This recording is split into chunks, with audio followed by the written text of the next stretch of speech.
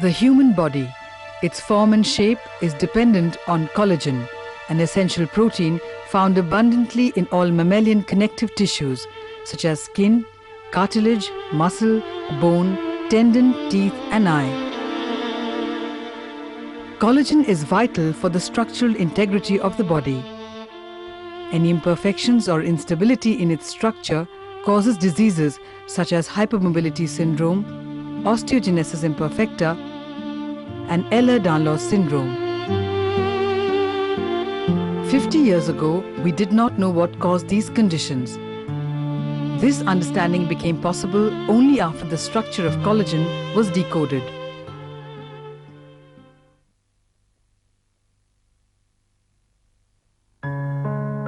It was in a small and relatively unknown laboratory in Chennai that a young physicist of C.V. Raman's heritage, barely 32 years old, unraveled the basic structure of the protein, a problem that was eluding the greatest structural biologists of the time.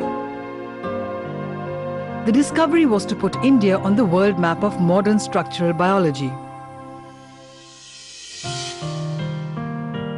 The young researcher was G.N. Ramachandran, or GNR as he was affectionately called, one of the greatest scientists that India has produced.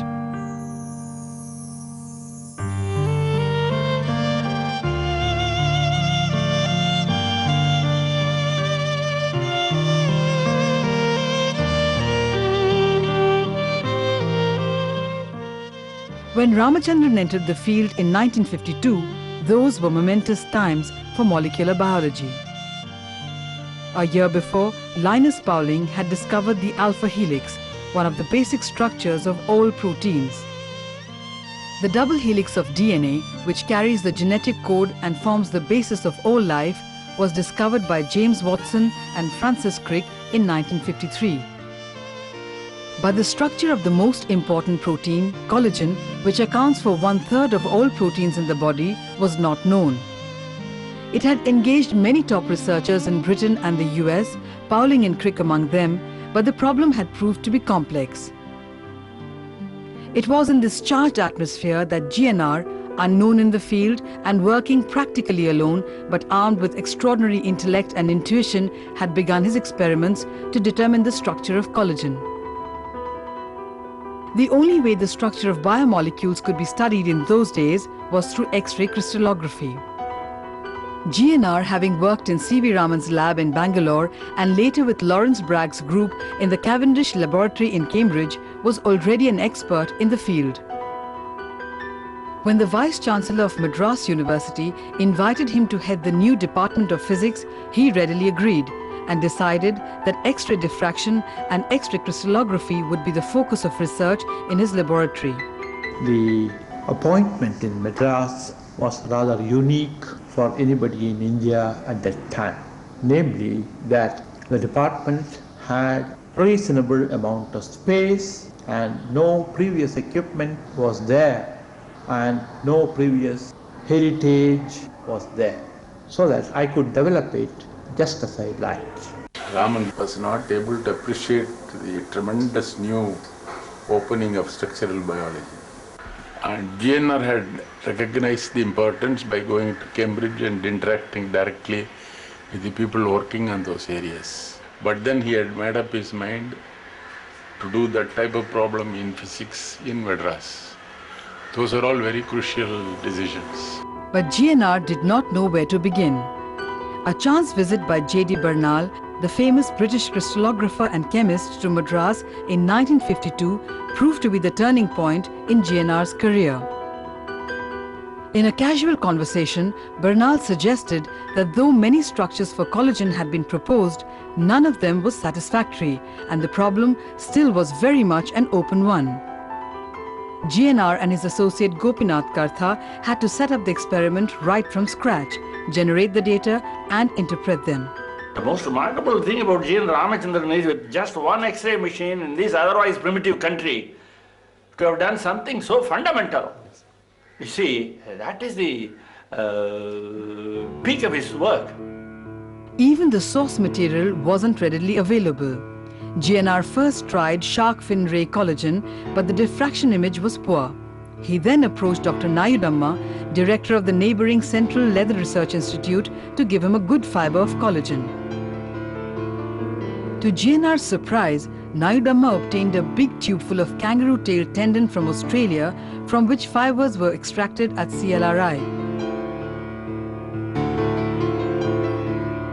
Like Raman, his guru and mentor, he demonstrated that first-rate science can be done even with limited resources if you have the right ideas. Proteins are essentially long polymers of different types of amino acids called polypeptides. Collagen is an insoluble fibrous protein which, unlike globular proteins, makes the X-ray diffraction patterns difficult to interpret because of their diffuse nature. It was also tough to model its structure as even its sequence was not known. GNR's insight and intuitive genius enabled him to overcome these problems. In a remarkably short period of 2 years, GNR and Kartha published the first path-breaking result in Nature magazine on August 7, 1954. Though it was a prototype of the collagen structure, it introduced the fundamentally new concept of the triple helix. In a subsequent paper, which also appeared in Nature in September 1955, GNR proposed the coiled form of the triple helix, the collagen structure as we know today. The collagen triple helix has 3 intertwined minor helical polypeptide chains forming a closely packed right-handed major helix around a common axis. It's amazing how Professor Ramachandran, with an extremely limited data that you get out of the fiber diffraction pattern, could arrive at the structure of collagen. The model building was a major tool those days. He devised these planar units of the peptide, and several of these can be joined together. This has several degrees of freedom, and Professor Ramachandran worked out the optimum structure for each of these chains and then placed 3 chains such that they have a 3-fold symmetry. And he also organized each of these chains staggered by about 3 angstroms, so that the glycine comes exactly at the center. At that time, all he knew was 1/3 of collagen was glycine. He made the extra step that every third is glycine, and that fitted his triple helical structure. Ramachandran thought deeply geometric.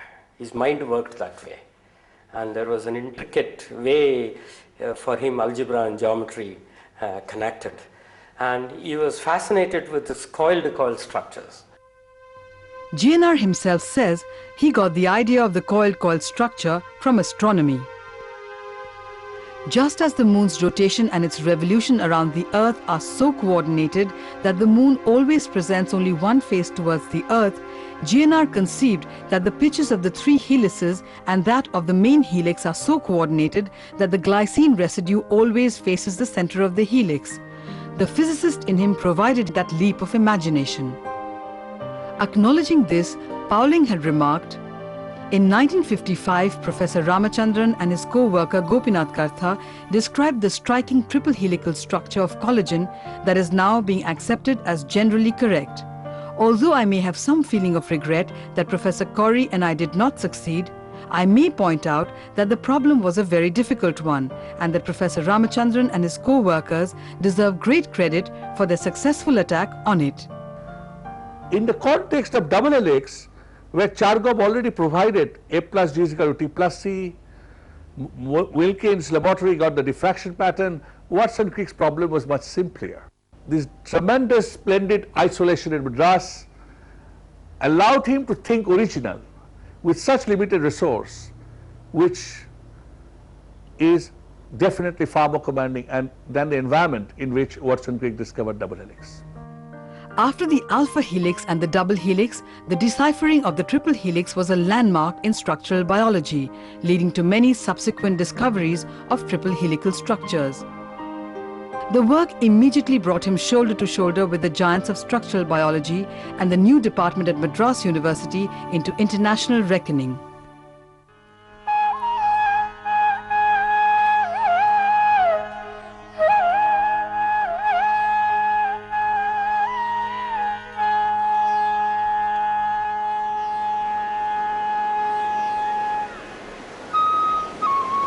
For GNR himself, it was a long and fulfilling journey of achievement from his early years as an exceptionally bright, hard-working student in a small town in Kerala to being a scientist of international stature.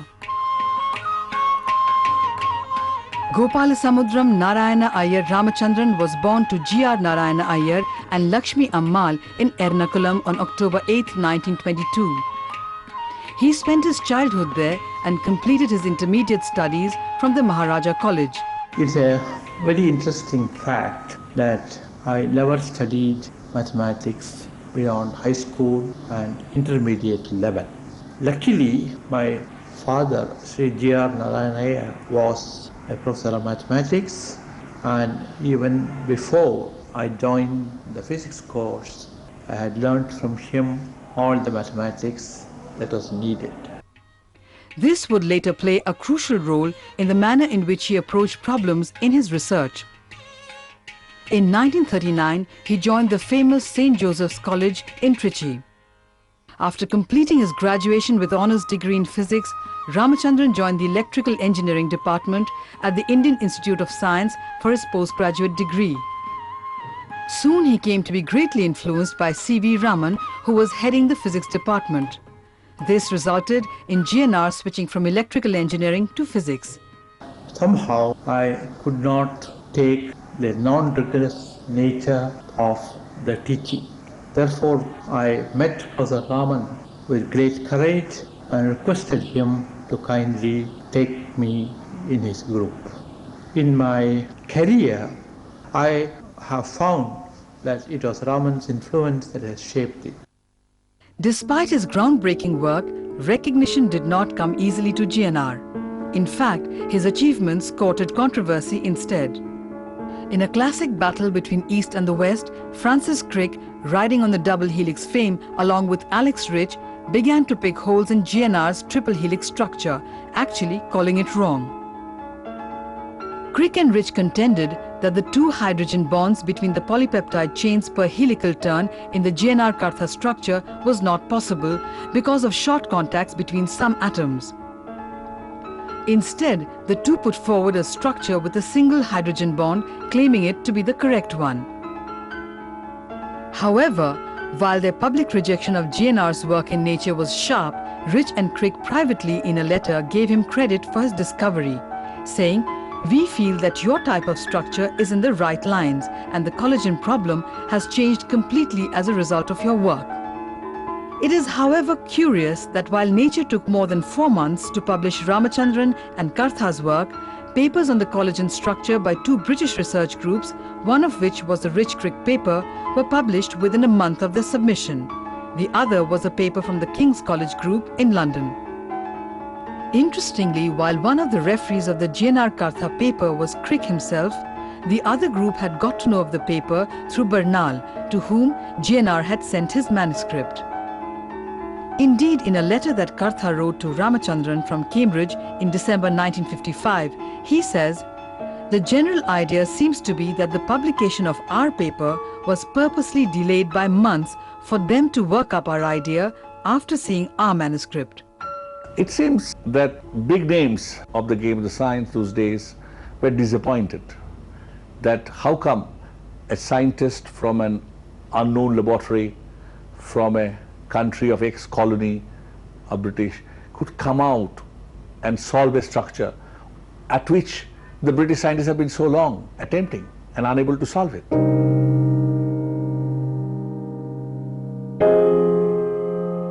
I think the collagen structure was an absolute landmark in its time.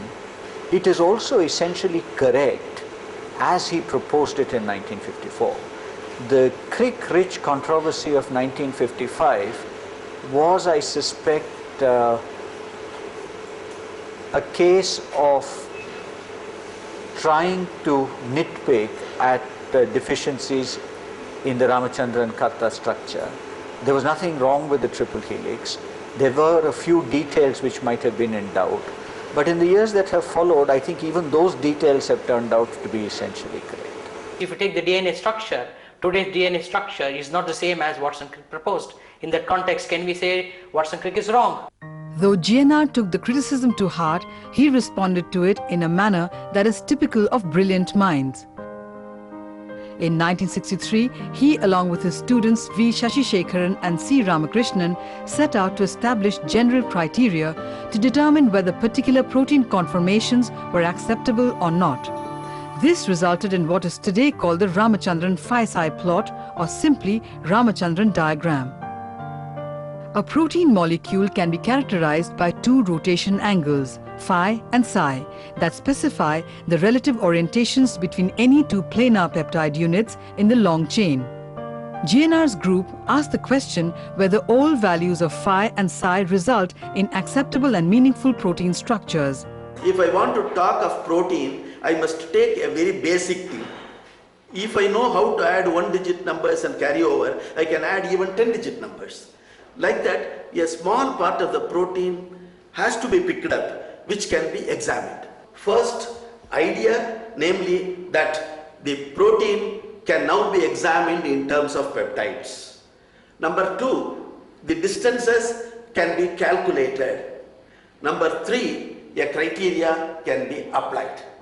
The Ramachandran diagram provides a simple two-dimensional graphic representation of all possible protein structures in terms of the rotation angles. The analysis was simple and elegant, but because of its apparent simplicity, the power of the technique was not fully realized immediately. Everybody thought this is only a theoretical one, it will lie there like this. But when the first structure of myoglobin was solved and it was plotted on the map, the points just fell into the map. But as more and more biomolecular structures are being determined, the plot serves as a confirmatory tool to determine whether a proposed structure is acceptable or not. And that is what the Ramachandran map is now used with the globular protein structures, whereas its original thing was to use it with a fibrous protein, which are number is less. 40 years after it was formulated, the Ramachandran map still remains a fundamental tool for protein conformation.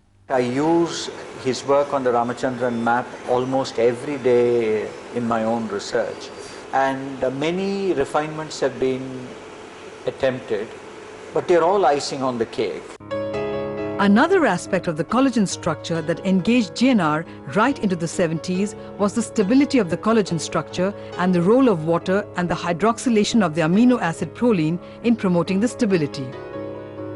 Defending the basic two-hydrogen bond structure of the triple helix, GNR and R. Chandrasekharan suggested in 1968 that while one hydrogen bond was direct, the other could be mediated through water. To my own surprise, and I think to Professor Ramachandran's surprise also, what we found was the water molecule which they had put between the two chains as forming a hydrogen bond could also be linked to the hydroxyl group of hydroxyproline. It kind of provided a very nice and neat explanation for how the hydroxyproline could help in stabilizing the collagen structure. And in addition, in fact, if we have this hydroxyl group also has another hydrogen attached to it, which can then form hydrogen bonds with another triple helix, a neighboring triple helix. So it not only forms an intra-triple helix stability, but also the whole collagen fiber, which as you know consists of multiple molecules, it actually gives that additional stability also. That's Ramachandran. He would continue pushing, try to refine, and so on. That is the way he worked. In 1970, the atmosphere in the university changed drastically.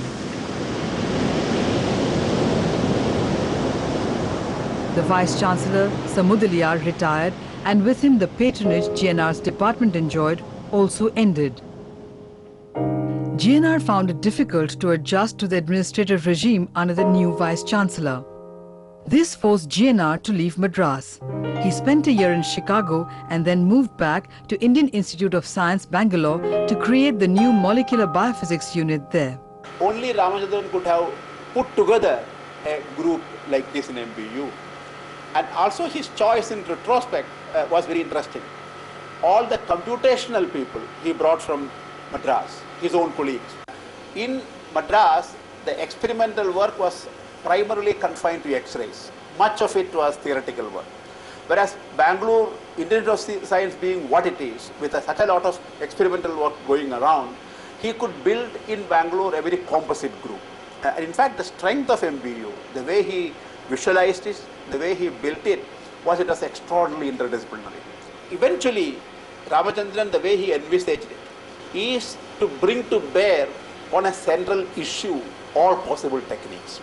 He bequeathed these two major schools, the Madras group and the Bangalore group. But GNR was a man in a hurry who was thinking far ahead and was aware of rapid developments elsewhere. He set up a tone for research that was very urgent. The pace with which things at that time were being done in India is not the pace in which he was thinking. He was, in my opinion, completely out of step. If Professor Ramachandran were there now, probably he would have been more successful than what he was, say, 30 years ago. He did try to form groups with people in biology division, people in chemistry, as well as people in physics. But I think not many people were forthcoming to see this. And I would say that many of his frustration resulted out of this. While the structure of biomolecules formed the mainstay of GNR's research, his primary interest in X-ray diffraction and crystallography, which was Raman's legacy, continued to engage him, and this resulted in several highly original contributions. In 1971, with A. Lakshminarayanan, he published a seminal paper giving the theory of reconstruction of three-dimensional images from a series of two-dimensional projections, which has applications in computer-assisted tomography. Ironically, people who discovered the technique later got the Nobel Prize in 1979. After a year's sabbatical in the US in 1977, GNR moved away from mainstream biology research. He got interested in logic and philosophy and mathematical biology. When he left, MBU was more or less like what they call Hamlet without the Prince of Denmark. We all, at some point of time, we felt orphaned. GNR may not have received the recognition that he truly deserved, but there is no denying that his work was Nobel class, as a letter from K.H. Gustafsson, the famous Swedish chemist, testifies. I recall Professor Nadema coming into the class one day and reading a letter from Professor Gustafsson, who was a very noted protein chemist himself of those particular time. The letter read sum and substance, as Professor Ramachandran was a noble material, and his lecture on collagen was truly inspiring and outstanding, and he really hoped that Professor Ramachandran will be given the Nobel lecture very soon. I've always held the view that GNR deserved a Nobel Prize. His work on polypeptide stereochemistry is an absolute cornerstone for the field. The unfortunate thing is, I think GNR was ahead of his time. So his work is much better recognized, more widely used today than it was in the 1970s when he was still an active and visible scientist. Nobody would have complained if GNR got a Nobel Prize, and many people are sorry that he didn't get one. So as I said again, when Hartmut Mitchell said, what you call, many Nobel laureates have been forgotten, but GNR is still remembered. So in the long run, I don't know how important it is. Though late in coming, he was elected Fellow of the Royal Society of London in 1977, and in 1999 he received the prestigious Ewald's Prize of the International Union of Crystallography for his outstanding contributions to X-ray crystallography. But one thing I must say, in 1959, when he had already finished this collagen work, I thought the work of that quality and caliber must get recognition internationally in some way. And if not internationally, at least nationally. See, nationally, nobody did anything special for him for having made such a major discovery. Well, something like Royal Society should have elected him as Fellow of the Royal Society in 59, not in 77 or whatever. I don't think we ever honored him properly in this country. I don't think he ever got a proper title in India, Padma Awards or whatever. I feel very sad. Though GNR is remembered for his science, He was a man of many parts. He enjoyed music, wrote poetry and played cricket, facets only those close to him knew about. He took the entire family and drove single-handedly the car all over South India, went to Jog Falls, etc., etc. But what sets him apart as a human being was his sensitive nurturing of people. Whether it was an assistant or women researchers, who he initiated and encouraged to enter his world of science. என்ன வந்து ஒரு ட்ரைனிங்காக கொடுத்தார் லேத்தில், அப்புறம் photographer, drawing போடுறது அதெல்லாம் எனக்கு சொல்லி கொடுத்தாரு. அதுக்கப்புறமா எக்ஸ்ரே லேபில் கூட்டின்னு வந்து எப்படி கேமரா செட் பண்ணோம், எப்படி அலைன்மெண்ட் பண்ணோம், அந்த மாதிரிலாம் சொல்லி கொடுத்தாரு. For him, merit was the only criterion. I don't think that the idea of gender ever crossed his mind, that somebody should be not allowed to do research just because they were girls. So to that extent, I think he was ahead of his time. He tried to even appoint some women professors in Madras University, which is supposed to be one of the traditionally conservative university. But his exhaustive life work was suddenly interrupted by illness. He was forced to retire from active research and spend the rest of his life in relative isolation, supported by his wife Rajalakshmi till her death. GNR left the scene of active research in structural biology more than a quarter century ago. Yet his outstanding contributions continue to impact the field, which is advancing rapidly in terms of techniques and concepts. Nobody realized 40 years back that today's rationalized drug discovery, where the protein crystal structure, inhibitor docking, are all based on the fundamental principles of Ramachandran. The technology of crystallography, the methodology of crystallography, that again GNR's contributions have been very enormous. Something called anomalous dispersion, use of anomalous dispersion, very vibrant now. And Fourier transformation. Fourier transformation means not only the techniques he proposed, the way GNR's approached the subject illuminated the whole area.